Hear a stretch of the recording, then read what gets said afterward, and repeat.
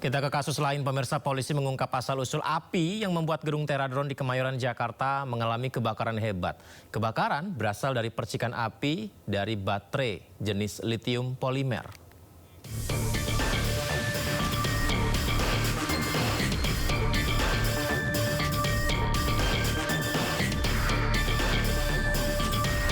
Kapolres Metro Jakarta Pusat, Kombes Pol Susatyo Purnomo Condro mengungkap asal-usul api yang membuat gedung Teradron di Kemayoran, Jakarta Pusat mengalami kebakaran hebat. Susatyo menjelaskan kebakaran berasal dari percikan api dari baterai jenis litium polimer. Kebakaran terjadi di lantai 1 gedung yang difungsikan sebagai gudang inventori perusahaan Teradron. Api lantas membesar dan membakar seluruh ruangan. Karyawan sempat mencoba memadamkan api menggunakan alat pemadam api ringan. Namun api yang tak kunjung padam membuat sejumlah karyawan akhirnya memilih mengevakuasi diri. Kebakaran ini menelan korban jiwa sebanyak 22 orang yang merupakan karyawan Teradron. Puluhan korban ini meninggal dunia akibat menghirup gas beracun karbon monoksida. Bahwa baterai ya ukuran yang 30.000 ya, 30.000 mAh itu dalam tumpukan ada sekitar 4 tumpukan jatuh, kemudian transaksi dari sejak jatuh itu kemudian timbul percikan api, di mana di tempat tersebut juga terdapat baterai-baterai lainnya. Selain baterai yang rusak, juga ada baterai-baterai yang sedang diservis dan sebagainya, kemudian menyambar sehingga akhirnya di lantai 1 itu seluruhnya terbakar ya, terbakar.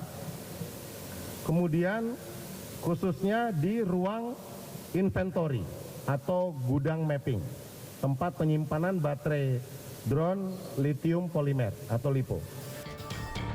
Tim penyidik Polres Metro Jakarta Pusat juga menetapkan Michael Wisnuwardana selaku Direktur Utama PT Teradron Indonesia sebagai tersangka.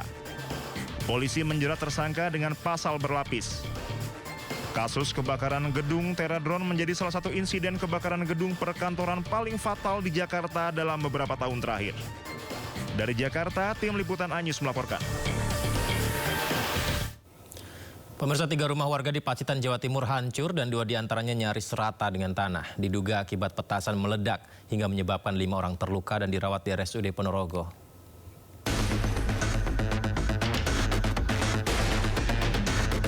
Beginilah kondisi 3 rumah di Dusun Semanding, Desa Tahunan Baru, Pacitan, Jawa Timur.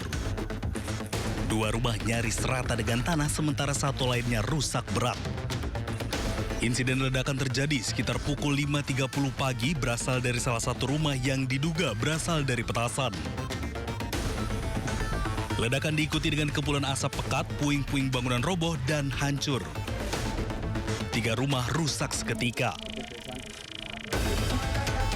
Sebanyak 5 orang dalam rumah tertimbun dan terluka. Sementara 4 orang lainnya luka ringan dibawa ke Puskesmas Gemaharjo, 1 korban kritis dibawa ke RSUD Ponorogo. Sesuai hasil penyelidikan dari rekan-rekan Inavis, di TKP ditemukan sisa-sisa serbuk, bahan petasan itu ya? Sisa-sisa serbuk petasan ada ditemukan di TKP. Polres Pacitan melakukan olah tempat kejadian perkara, menemukan sisa serbuk dan sejumlah bahan petasan.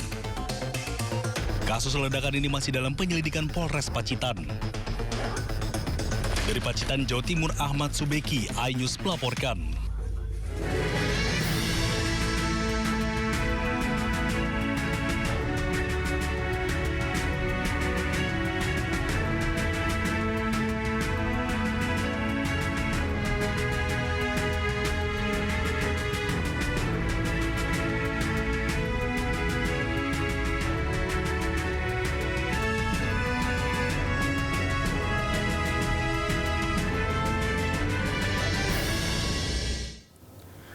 Presiden Prabowo Subianto hari ini mengunjungi korban bencana di posko pengungsian di Man 1 Langkat, Sumatera Utara.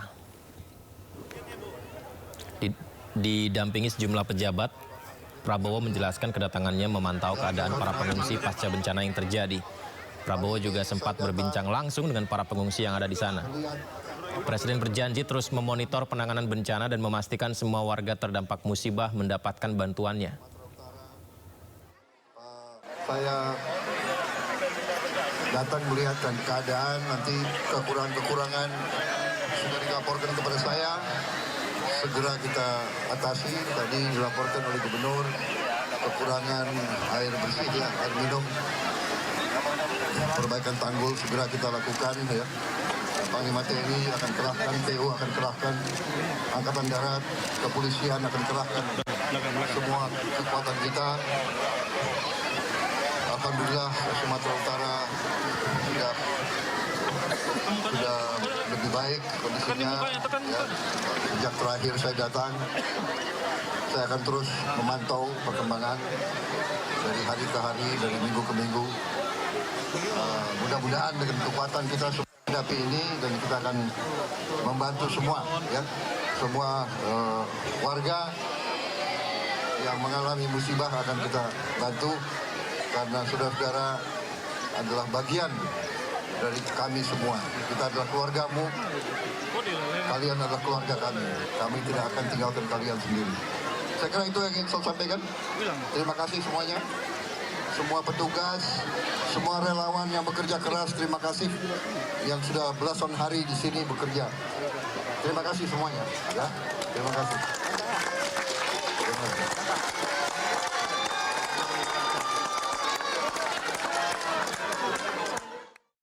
Sebelumnya pemirsa, Presiden juga mengunjungi para korban bencana Aceh. Presiden memastikan pemerintah tidak akan tinggal diam untuk membantu masyarakat terdampak.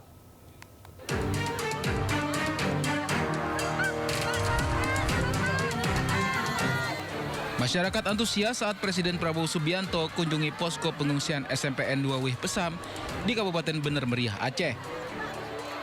Para pengungsi berebut berfoto dan bersalaman dengan Presiden. Dalam kunjungannya yang ketiga di Aceh ini, Presiden berjanji akan mengganti semua rumah milik korban bencana Aceh. Kita sudah siapkan juga rencana untuk mengganti semua rumah yang hanyut. Tapi tentunya kita butuh kesabaran dari bapak-bapak ibu-ibu sekalian, karena tidak bisa kita seketika selesaikan semua.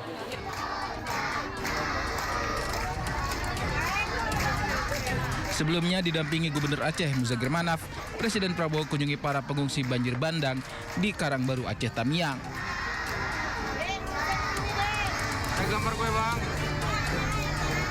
Dalam kesempatan itu, Presiden juga menyapa korban banjir yang terbaring hingga menyapa anak-anak di pengungsian.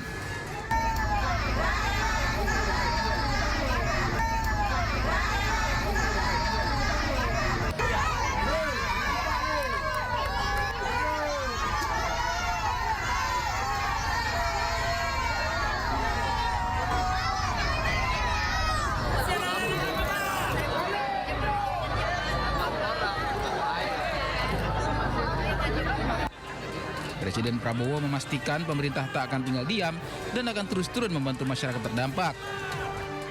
Prabowo juga sempat meminta maaf karena aliran listrik belum sepenuhnya pulih imbas banjir bandang. Sebelumnya, sejumlah posko pengungsian BNPB yang dikunjungi Prabowo di Aceh Tamiang ternyata baru saja didirikan sehari sebelum kedatangan kepala negara. Sejumlah warga di posko pengungsian menyebutkan jika dapur umum yang disediakan di posko pengungsian tersebut juga baru saja didirikan. Dari Aceh Tamiang, Aceh, Tim Liputan iNews melaporkan.